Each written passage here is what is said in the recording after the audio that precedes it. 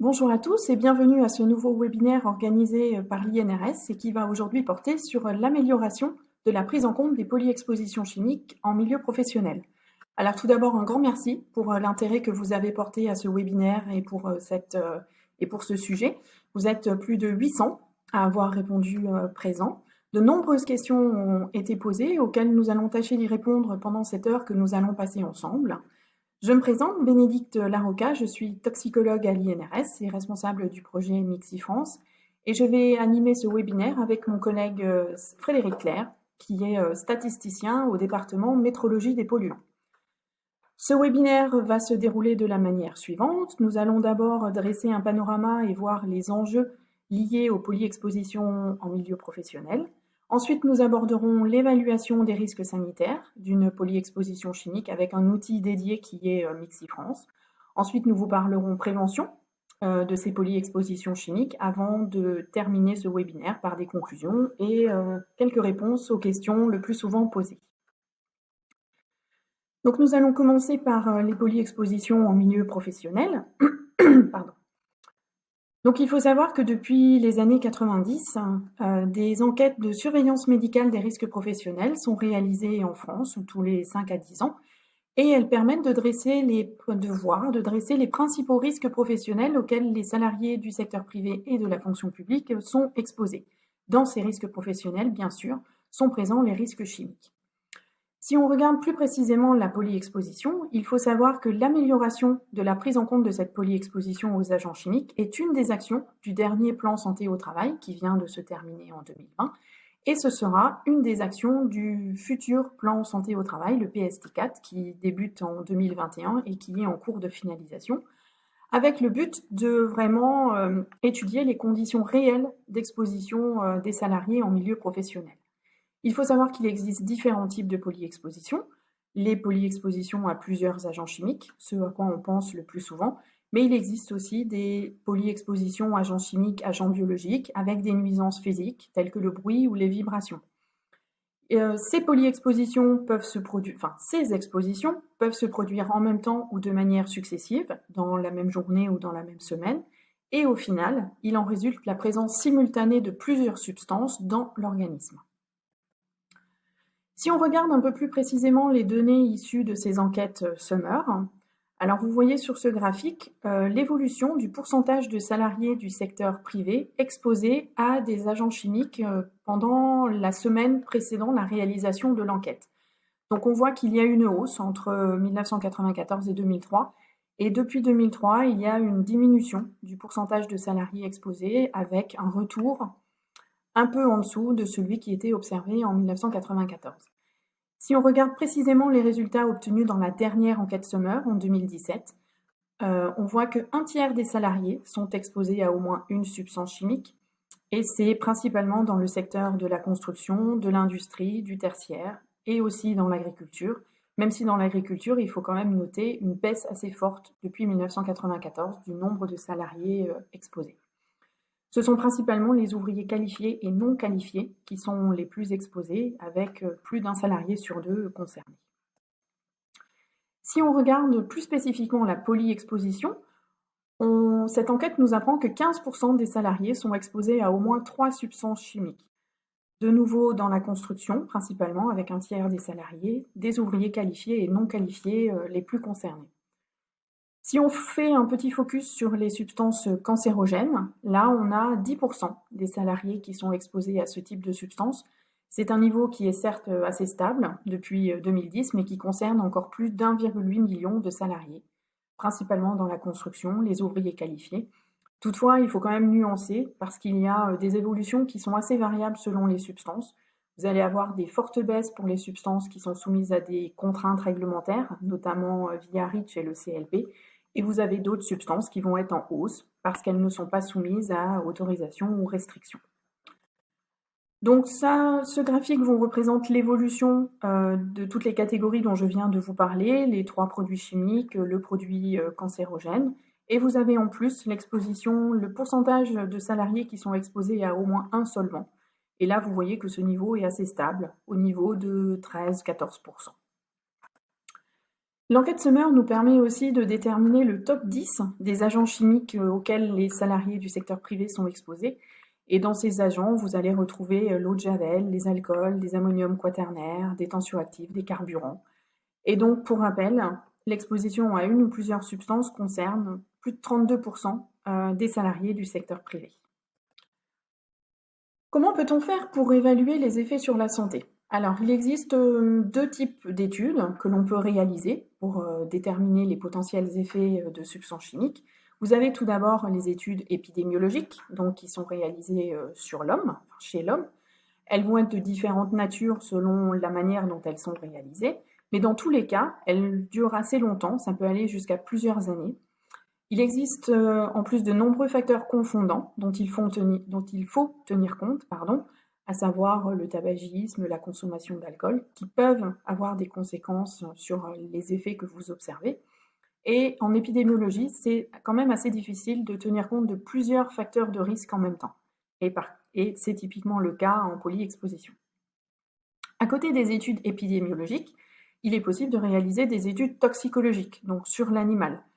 Les études sont de durée plus courte, de quelques semaines à plusieurs mois, maximum 2 ans quand on étudie les effets de cancérogénèse.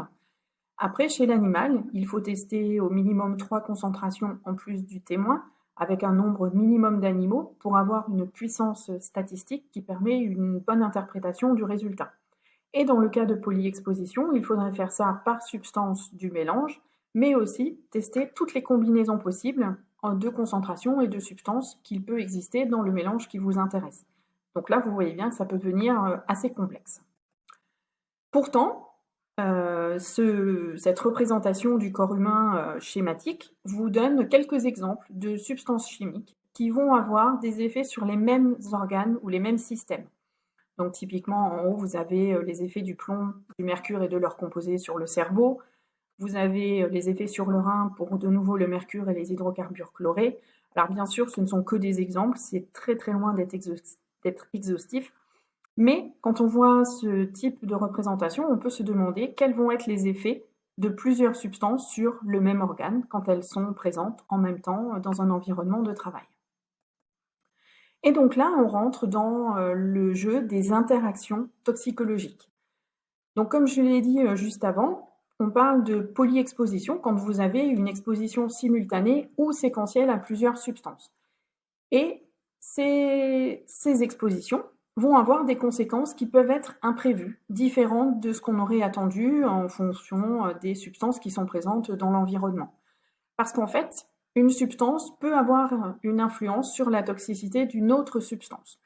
Alors cette influence va s'exercer de deux manières, soit par des interactions qui sont plutôt de nature toxicocinétique, où là il va y avoir des modifications qui vont s'opérer au niveau des étapes de l'ADME, alors absorption, distribution, métabolisation et élimination. Donc on va avoir une modification d'une de ces étapes d'une substance par une autre, et ça passe principalement via les réactions enzymatiques qui vont être modifiées, perturbées. Et vous avez des interactions qui peuvent être plutôt de nature toxicodynamique, où là on va avoir des modifications qui vont intervenir au niveau des interactions entre là où les cibles et les effets qui vont être observés. Donc typiquement, là ce sont des compétitions au niveau des sites de liaison moléculaire, au niveau des liaisons aux récepteurs, et qui vont avoir des effets sur les effets engendrés. Donc pour vous représenter ça de manière un peu plus schématique, quand vous êtes exposé à une substance chimique, celle-ci va être absorbée dans l'organisme, principalement par inhalation et par voie cutanée en milieu professionnel, mais ça peut aussi être de temps en temps par voie orale. Une fois que la substance est dans l'organisme, elle va se distribuer, se métaboliser de manière plus ou moins importante, avant d'être éliminée, principalement par voie urinaire, mais aussi par voie biliaire ou par voie pulmonaire. Les interactions de nature toxicocinétique vont intervenir donc au niveau des étapes de l'ADME, de l'absorption, distribution, métabolisation et élimination. À côté, vous avez donc les interactions de nature toxicodynamique qui, elles, vont vraiment jouer au niveau des liaisons et du coup des effets qui vont être observés après. Donc on va avoir des effets plutôt au niveau des organes avec des effets et une toxicité différente de ce qui était attendu.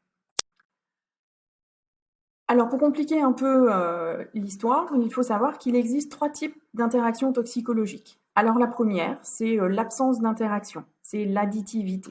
En fait, l'effet global que vous allez observer est équivalent à la somme des réponses des substances si on les avait pris de manière individuelle. Donc c'est par exemple le cas entre le 2-butoxyéthanol et le monoxyde de carbone, qui ont des mécanismes d'action toxicologique différents, mais qui conduisent tous les deux à une perturbation du transport de l'oxygène dans l'organisme.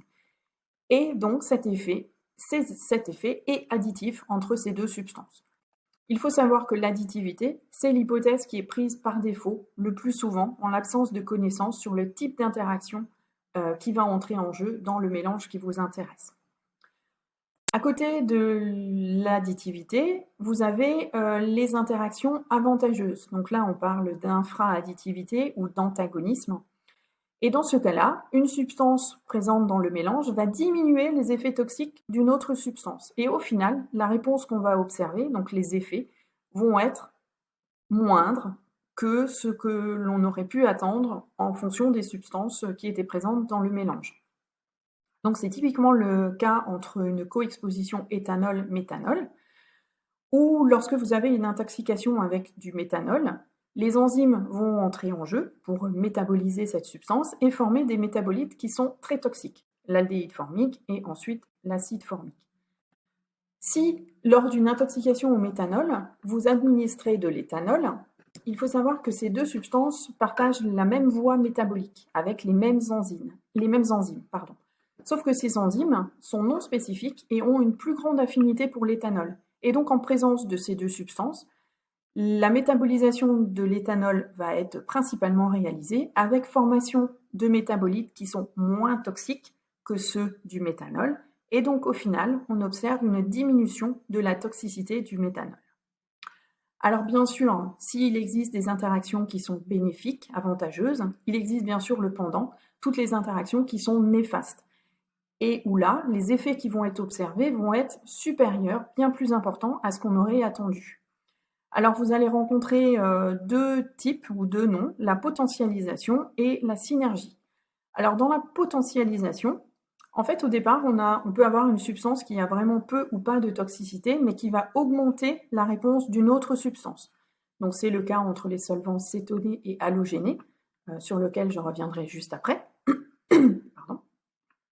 Et l'autre possibilité, c'est la synergie, où là, la réponse est toujours supérieure, même si au départ, les deux substances qui sont présentes dans le mélange ont chacune des effets. C'est le cas entre l'alcool éthylique et le tétrachlorure de carbone, où une coexposition entre ces deux substances va entraîner une exacerbation des effets hépatiques qui sont observés. Et c'est aussi le cas entre solvant et bruit, où on va avoir une amplification des effets sur l'audition lorsqu'on a une coexposition à ces deux au solvant et au bruit. Donc si on revient à la potentialisation avec les solvants cétonés et halogénés, vous voyez que les solvants cétonés, comme la 2-hexanone, n'ont pas d'effet sur le foie. La cible principale, c'est le système nerveux. Par contre, ils sont inducteurs enzymatiques, inducteurs des cytochromes P450. Les solvants halogénés, comme le chloroforme, eux, sont hépatotoxiques. Ils vont être métabolisés, notamment par les cytochromes P450, avec la formation de phosgène, un métabolite qui est très toxique. Donc lorsqu'on a une coexposition entre ces deux substances, eh bien, vous allez avoir des effets hépatiques qui sont amplifiés via l'induction enzymatique provoquée par la 2-hexanone. Donc la 2-hexanone induit les cytochromes P450 qui vont métaboliser encore plus le chloroforme avec une formation de phosgène qui est augmentée. Donc on a au final une augmentation de la toxicité qui est observée. Donc si on veut dresser un premier constat, vous voyez bien que l'évaluation est très complexe des effets toxicologiques des mélanges, surtout via les interactions toxicologiques qui peuvent se produire entre les substances des mélanges. Alors évaluation complexe aussi par le coût des études, que ce soit les études toxicologiques ou épidémiologiques, avec des délais d'obtention des résultats avant de pouvoir les utiliser dans des évaluations de risque qui sont assez longs, avec une infinité de combinaisons à tester, et tout ça dans un contexte réglementaire qui est de plus en plus encadré. Alors tout ça fait que l'impact des polyexpositions sur la santé des travailleurs est difficile à évaluer et est rarement pris en compte. Pour autant, on a quand même plus de 32% des salariés qui sont confrontés tous les jours à une co-exposition, à une polyexposition. Et donc, c'est impossible de ne rien faire. Et il faut se tourner vers des modèles ou des outils différents qui vont permettre d'évaluer les effets sur la santé de ces polyexpositions chimiques. Et maintenant, je vais passer la parole à mon collègue Frédéric Clerc qui va vous présenter un des outils disponibles, MixiFrance, pour évaluer les effets sur la santé de ces polyexpositions. Merci Bénédicte. J'enchaîne sur l'évaluation des risques sanitaires d'une polyexposition chimique avec l'outil MixiFrance de l'INRS.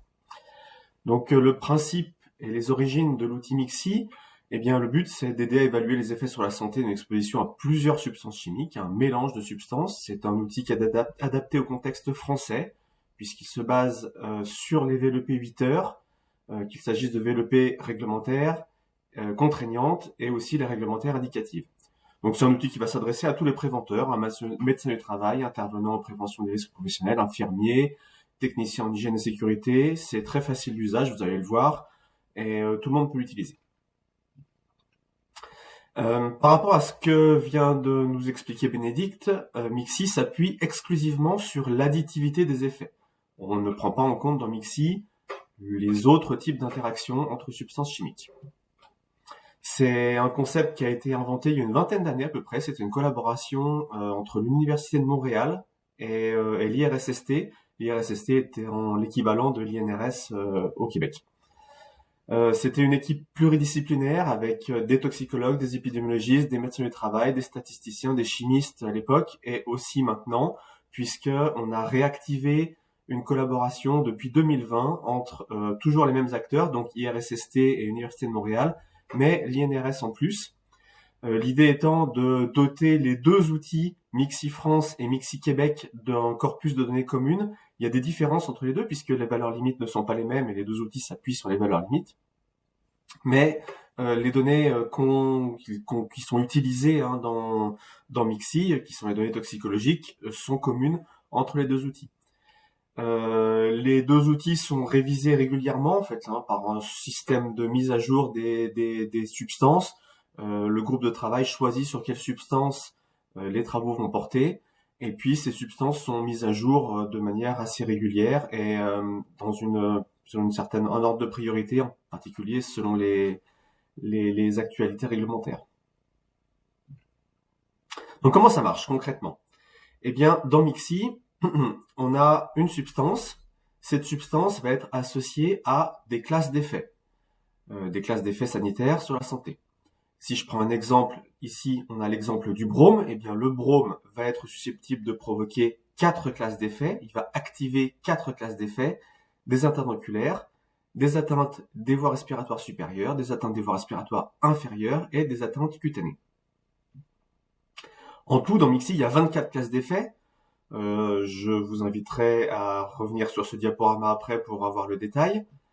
Pour chacune de ces classes d'effets, eh bien, il y a différents effets spécifiques qui sont associés. Donc, quand on parle d'atteinte oculaire, qu'est-ce que ça veut dire? Eh bien, des atteintes oculaires qui sont une classe d'effets, les atteintes oculaires sont donc soit une cataracte, une irritation des yeux, une atteinte de la cornée ou d'autres types d'atteintes oculaires. Et donc, pour chacune de ces 24 classes d'effets, il va y avoir un certain nombre d'effets spécifiques qui sont associés à ces classes. En tout, il y a à peu près une centaine d'effets qui sont répertoriés dans Mixi. Donc, ce qui se passe, c'est que lorsqu'on enseigne dans Mixi un mélange de 3 substances, ici on a une vue assez théorique avec substance 1, substance 2, substance 3, chacune de ces substances va activer ses propres classes d'effets, et l'outil Mixi va identifier quelles sont les classes d'effets communes entre ces 3 substances-là. Et ça va permettre de faire un premier mode de fonctionnement Mixi qui a une utilisation qualitative, puisqu'on va voir ce mélange de substances, où est-ce qu'on va avoir, sur quelle classe d'effets il va y avoir des effets communs en fait sur la santé entre ces 3 substances. La deuxième partie de l'utilisation de Mixi, ça va être une utilisation quantitative, puisqu'on va calculer un indice d'exposition à effet additionnel en faisant la somme des concentrations renseignées divisées par les valeurs limites de chacune des substances. et ceci pour chacune des classes d'effets communes entre ces différentes substances. Il y a un cas particulier. En effet, pour certaines classes d'effets, MIXI n'applique pas le principe d'additivité. Ça s'applique aux CMR, carcinogènes, mutagènes, reprotoxiques, aux sensibilisants et aux perturbateurs endocriniens. À la place, vu qu'il n'y a pas de principe d'additivité, MIXI va donner un message d'avertissement pour inciter l'utilisateur à réduire l'exposition au niveau le plus bas possible. On ne peut pas effectivement utiliser ce principe d'additivité pour ce type d'effet. Un cas particulier qui est la silice, on va en discuter après dans les questions. Concernant la silice, il y a une réglementation particulière et cette réglementation n'est pas complètement prise en compte dans MIXI, donc il faut faire attention avec la silice dans MIXI. Pour avoir plus de détails sur tout le mode de fonctionnement et la méthodologie spécifique qui est implémentée dans MIXI, il y a une note scientifique et technique, donc NST 358, qui est le guide d'utilisation de MIXI France. C'est une sorte de manuel d'utilisation qui a été mis à jour très récemment dans le courant de l'année dernière et que vous trouverez sur le site de l'INRS. Alors en parlant du site de l'INRS, eh bien MIXI est disponible sur ce même site. Alors vous avez l'adresse en haut, la inrs-mixi.fr. C'est une manière de l'accéder directement. Ou sinon, depuis le site de l'INRS, il faut aller dans le menu Publications et outils. Vous pouvez voir, il est en orange sur l'image qui est actuellement affichée. Et dans Publications et outils, il y a un lien vers MIXI France qui est pointé par la flèche blanche et rouge sur cette diaporama. Un petit exemple maintenant de MIXI. On va parler d'un atelier d'impression et d'une intervention de maintenance dans un atelier d'impression. On a ici un graphisme, un petit dessin dans lequel on voit un atelier d'impression, avec c'est un atelier en rotogravure avec une impression recto verso sur des très gros cylindres. Donc il y a 4 cylindres pour 4 couleurs. Et le papier passe à travers ces différents cylindres pour être imprimé. Et donc, on va parler d'une intervention de maintenance sur ces cylindres. Alors, il arrive souvent qu'il y ait des interventions de maintenance, forcément, puisque il peut y avoir des dépôts qui se forment sur les cylindres, qui vont venir gêner l'impression et fournir une impression de moins bonne qualité, ce qui implique que des opérateurs vont devoir aller intervenir dans les cylindres pour faire en particulier des opérations de nettoyage, voire des opérations plus complexe si par exemple il y a une casse-papier, des choses comme ça. Évidemment, il y a une exposition à des substances chimiques reliées à ce travail de maintenance sur les cylindres, exposition aux solvants qui composent l'encre. Alors en l'occurrence, ce sont des solvants, il y en a 4, je vous laisse voir lesquels sont ici, et on a répertorié ici les concentrations mesurées à ces 4 solvants. Une petite image ici de ce à quoi représente ce qu'est une intervention de maintenance sur ce type d'atelier. Donc on voit ici un opérateur qui va être amené à prendre du solvant en fait sur un chiffon et puis à frotter le cylindre avec le chiffon afin de nettoyer tout simplement. Alors comment on utilise MIXI France dans ce contexte-là? Donc là ici vous avez une vue de MIXI France dans laquelle on a déjà ajouté les 4 substances en question, donc la méthylisobutylcétone, méthyléthylcétone, toluène et trichloroéthylène. Au moment où on saisit la substance dans MIXI, eh bien, il va automatiquement trouver la valeur limite française, valeur limite 8 heures qui correspond. C'est la deuxième colonne du tableau. Et puis dans la troisième colonne, eh bien, on va pouvoir saisir les concentrations. Donc c'est les chiffres qui ont été présentés dans la diapo précédente. Les concentrations sont à saisir à la main, c'est l'utilisateur forcément qui les rentre. Et au fur et à mesure que les concentrations sont saisies, les valeurs de concentration, eh bien MIXI calcule la dernière colonne qui est le IE pour indice d'exposition, qui est la division de la concentration par la valeur limite. Donc si je prends l'exemple de la première ligne, la substance numéro 1, méthylisobutylcétone, eh bien, une concentration de 30 mg par mètre cube qui va être divisée par la valeur limite de 83 mg par mètre cube donne un indice d'exposition de 36%. et ainsi de suite. Pour ajouter des substances dans ce mélange ici, eh bien, on peut faire une recherche. C'est la deuxième partie de la diapo là, qui est un petit peu plus basse. On peut chercher par nom de la substance, ou ses synonymes, ou alors par numéro CAS, ou alors on peut carrément choisir dans une liste. Une fois qu'on a saisi toutes ces informations, eh bien, il reste plus qu'à cliquer sur le bouton orange « Analyser ce mélange » et on arrive sur la réponse de Mixi face à ce mélange-là. La réponse est en 2 temps. Le premier temps concerne un certain nombre de messages d'avertissement qui sont fournis en en-tête de la réponse. Ici, il y en a 4. Les 2 premiers, en fait, sont en lien avec ce qu'on disait tout à l'heure au sujet des substances CMR. Il y a 2 substances chimiques ici. Il y a 2 messages parce qu'il y a des substances chimiques qui provoquent des atteintes sur le développement et des effets cancérogènes ou mutagènes. Ce qui veut dire que le principe d'additivité ne s'appliquera pas systématiquement à cause de ces 2 messages-là. Ensuite, 3e message, la situation de travail est potentiellement à risque vis-à-vis des multi-expositions. Eh bien, ça veut dire qu'il y a au moins une classe d'effet pour lequel l'indice d'effet additionnel va dépasser 100%. Donc, on va être dans une situation potentiellement à risque.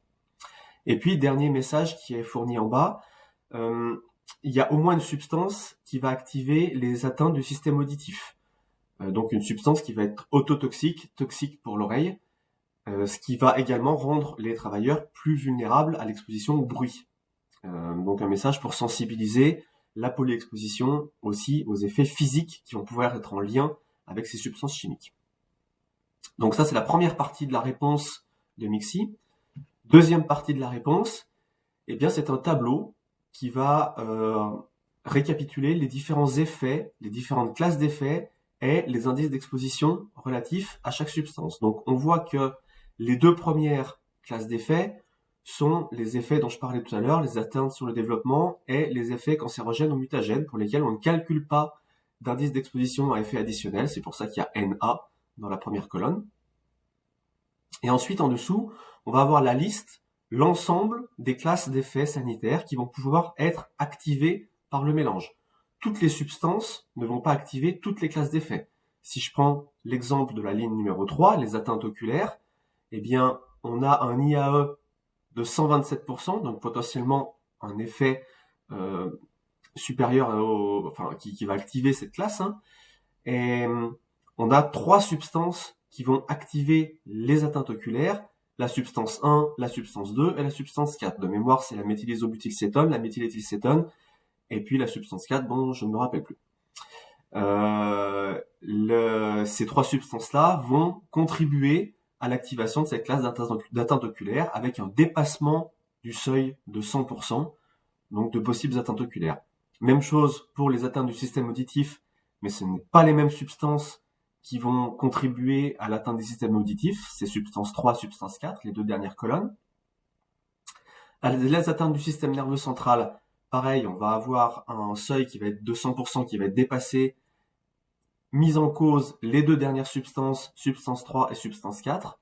Et puis les 5 classes suivantes, atteinte hépatique, atteinte rénale, atteinte des voies respiratoires supérieures, atteinte cutanée et atteinte du système nerveux périphérique, vont avoir potentiellement des effets additionnels. On le voit par exemple sur les atteintes hépatiques, on a la substance 1 et la substance 4 qui vont contribuer aux atteintes hépatiques. Néanmoins, le seuil de 100% n'est pas dépassé. Voilà une vue de l'affichage synthétique, le tableau synthétique de toutes les classes qui vont être activées par le mélange. Lorsqu'on est sur le site, eh bien, on peut passer la souris sur les différentes cases pour avoir plus d'informations. On peut cliquer pour avoir plus d'informations, par exemple sur une classe, pour voir quels sont les effets spécifiques qui sont en lien avec des atteintes oculaires ou avec les atteintes du système auditif. C'est bien sûr un affichage dynamique, un affichage web sur lequel on peut jouer un petit peu.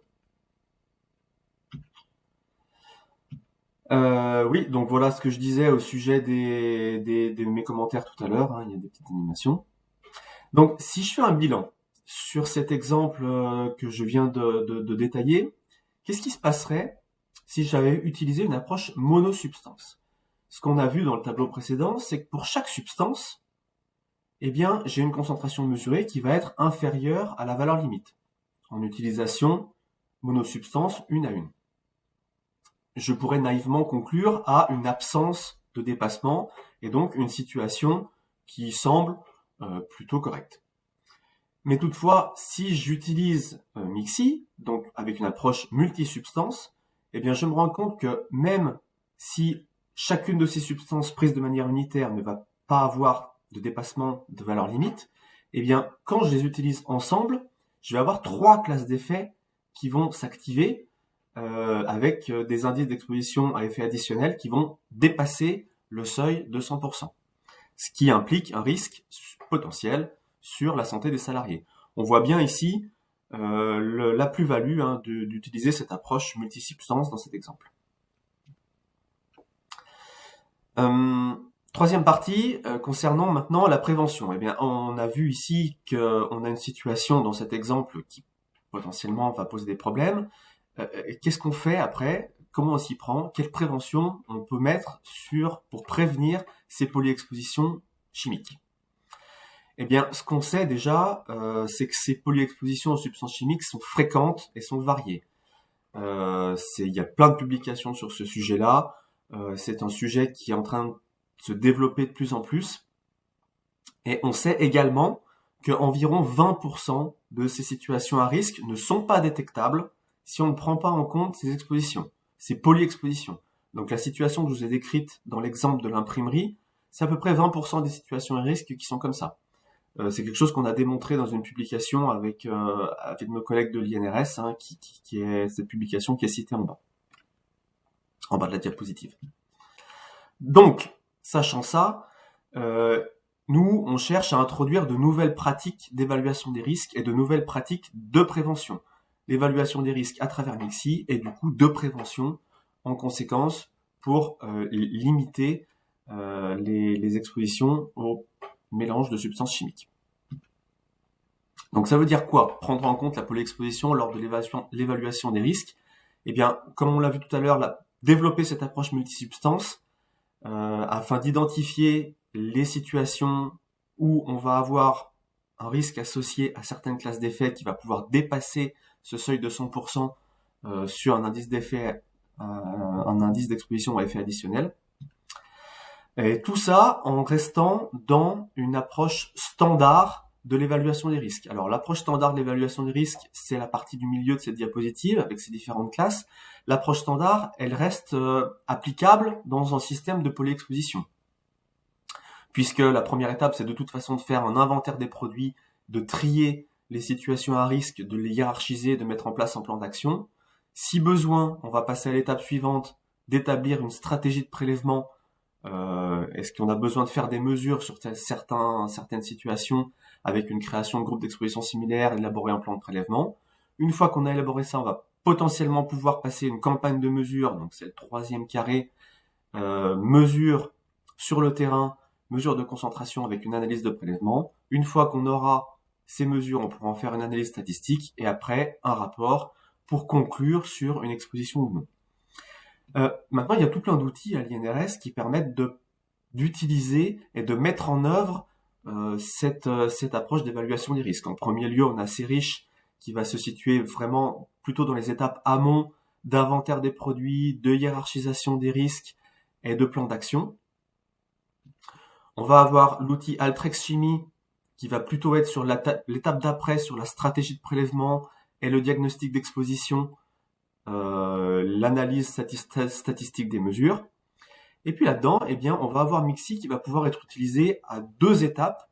Première étape en amont avec CERICH, lorsqu'on fait une utilisation qualitative de MIXI pour identifier quelles sont les substances qui vont contribuer à une même classe d'effets. Et puis, on peut l'utiliser aussi en aval, après et avec Altrex Chimie, lorsqu'on dispose de mesures de concentration, afin d'identifier quelles sont les classes qui vont venir dépasser notre seuil de 100%, quelle classe d'effet. Donc plus spécifiquement, si je parle de CERICH, c'est un outil qui va venir aider le préventeur à évaluer et prévenir ces risques chimiques en entreprise. C'est un outil qui est disponible au téléchargement depuis le site seriche.fr. Le lien avec Mixi ici, eh bien, c'est la liste des produits, puisque dans Seriche, on va inviter l'utilisateur à faire son inventaire des produits chimiques utilisés. Et dans ces produits chimiques, l'utilisateur peut éventuellement saisir quelles sont les substances qui composent ce produit chimique. Et à partir de là, eh bien, quand on a les substances, on peut utiliser Mixi. Deuxième outil qui va être Altrex Chimie, pour cette fois-ci le traitement des mesures. Donc c'est une application qui aide à établir la stratégie de prélèvement et à interpréter les résultats conformément à une norme qui est la norme EN 689. C'est un outil qui aide à définir les groupes d'exposition similaires, qui aide à établir la stratégie de prélèvement et qui aide à faire le traitement statistique. L'objectif, c'est de calculer un diagnostic d'exposition et de savoir si on va avoir une situation de travail pour lequel les valeurs limites, les VLEP, cette fois-ci plutôt à caractère réglementaire, vont être respectées ou non. Donc c'est un outil qui s'adresse à tous les préventeurs, disponible depuis le site web de l'INRS également, comme Mixi, altrex.inrs.fr. Et puis Altrex a été adapté au contexte des polyexpositions puisqu'il fait le calcul du diagnostic de polyexposition à partir des mesures. Il va calculer l'indice d'exposition à effet additionnel lorsque des mesures vont être réalisées le même jour et lorsqu'il y a plusieurs valeurs qui vont être disponibles pour les mêmes séries de mesures sur différents jours, eh bien, il va être en mesure de calculer ce diagnostic de polyexposition. En gros, c'est la transposition de la méthode monosubstance qui est transposée en polysubstance dans Altrex. Donc, il fait les calculs à votre place en quelque sorte. Alors, un point important vis-à-vis d'Altrex Chimie, c'est que les notions de toxicologie de Mixi ne sont pas intégrées. C'est-à-dire que dans Altrex Chimie, on n'intègre pas toute la partie quelle classe d'effet est activée par quelle substance. Ça, c'est à l'utilisateur de saisir cette information-là. Maintenant, comment est-ce qu'on fait, une fois qu'on a toutes ces informations, qu'on a utilisé tous ces outils, pour adapter la prévention technique et la prévention médicale afin de réduire les risques chimiques? Évidemment, la première chose, c'est de pas attendre d'avoir des données toxicologiques précises sur les effets d'une polyexposition pour agir. On peut agir avant en mettant en œuvre tous les moyens de prévention des risques chimiques, en appliquant les principes de prévention, suppression du risque, substitution des produits ou procédés par des produits moins dangereux. Ensuite, réduire le risque en privilégiant les mesures de protection collective. Ensuite, éventuellement, prendre des mesures de protection individuelle. Et puis, dernière étape, si on n'a pas pu faire le reste ou si on a déjà fait le reste, former et informer les salariés. Maintenant, concernant la prévention plus médicale, eh bien, il est important d'adapter le suivi en santé au travail en fonction des polyexpositions. Donc évidemment, porter une attention particulière aux organes qui ont été identifiés par les différentes classes d'effets activés. Dans ce contexte, eh bien, le médecin du travail, son rôle va être d'évaluer l'utilité ou non de réaliser des examens complémentaires ou d'aménager le poste de travail pour limiter ce risque lié aux polyexpositions. On a parlé de polyexposition chimique, mais il faut prendre en compte toutes les expositions chimiques, mais aussi les expositions au bruit. On en a parlé tout à l'heure. Mixi donne une alerte en cas de substance autotoxique. Il appartient aussi aux médecins d'informer les salariés des risques d'interaction et y compris avec les facteurs non professionnels, c'est-à-dire par exemple la prise de médicaments ou des facteurs plus environnementaux. Et puis au final, eh bien sûr, il faut tracer tout ça dans le dossier en santé au travail. Bénédicte, je vais te repasser la parole pour la dernière partie, les conclusions. Merci Frédéric. Nous arrivons donc à la fin de ce webinaire, au cours duquel nous vous avons montré la nécessité d'améliorer la prise en compte des polyexpositions chimiques. En effet, les situations où le travailleur est exposé à plusieurs substances chimiques sont très fréquentes. Cela concerne tous les secteurs professionnels et ça représente les conditions réelles de travail des salariés. Pour autant, l'impact des polyexpositions chimiques sur la santé des travailleurs est très complexe à évaluer et est donc rarement pris en compte. Ce qui conduit à ce que certaines situations à risque passent complètement inaperçues, lorsqu'elles ne sont pas traitées avec l'angle des multisubstances. D'où la nécessité d'intégrer les polyexpositions chimiques à la démarche de prévention le plus tôt possible, lors de l'évaluation des risques, et aussi pour adapter les mesures de prévention techniques et médicales à mettre en place. MIXI a été intégré à la norme EN 689 qui concerne le mesurage de l'exposition par inhalation d'agents chimiques. MIXI est intégré dans l'annexe C qui regroupe tous les outils disponibles pour permettre d'évaluer l'exposition à plusieurs substances chimiques en même temps. Donc MIXI France, c'est bien un outil d'aide à la décision en cas de polyexposition. Cela va permettre de donner un premier niveau d'alerte aux non-spécialistes pour progresser en prévention en attendant d'avoir les informations toxicologiques précises sur les effets du cocktail auquel les salariés sont exposés par exemple. Cela va permettre aussi de repérer des situations qui présentent des risques sanitaires mais qui seraient passées totalement inaperçues sans une approche multisubstance comme vous l'a présenté Frédéric juste avant. Pour autant, il faut bien garder en mémoire quelques limites à cet outil, comme le fait que le calcul de l'indice d'exposition à effet additionnel est basé sur la VLEP, VLEP qui elle est basée sur un effet critique, mais qui est dans MIXI extrapolé à tous les systèmes, tous les organes. Et bien sûr, c'est l'hypothèse d'additivité qui est prise par défaut, elle est non vérifiée. Dans certains cas, elle va sous-estimer le risque et dans d'autres cas, elle va le surestimer. Donc, attention, il faut garder ces limites en mémoire, ce qui fait que MIXI est un outil d'aide à la décision.